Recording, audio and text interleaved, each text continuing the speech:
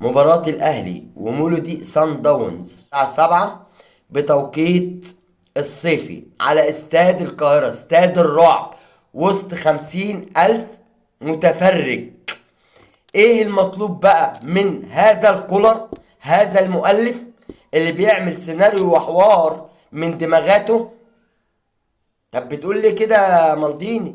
يا راجل، اشوف قائمة الاهلي الاقي كريم ندفد اللي ما بيلعبش حتى في الدوري المصري موجود في القايمة اللي هتقابل صن داونز. هل ده يحقل؟ هل ده مدرب؟ هل تفكير مدرب انه نازل يلعب على الفوز؟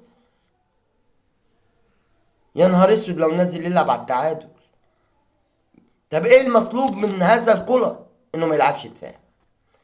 تطلع كريم نتفت، تدخل كريم نتفت، تدخل علي معلول، ما تلعبش علي معلول. الساعي ما تلعبوش، انت براحتك.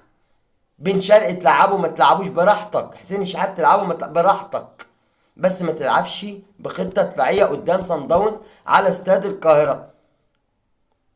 فريق صن داونز فريق متمرس، وزي ما قلت التعادل 0-0 في مباراة الذهاب تعادل خبيث، تعادل في مصلحة صن داونز.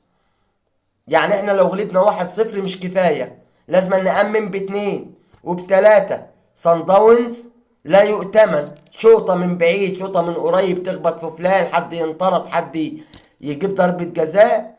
اتقفلت مع هذا الكولر الماتش، والاهلي باي باي كاميرون. يبقى نزل تشكيله متوازنه بين الهجوم وبين الدفاع. الله يبارك لك يا شيخ، الله يرضى عنك، ويا ريت ما نشوفش كريم نيدفيد بدأ الماتش.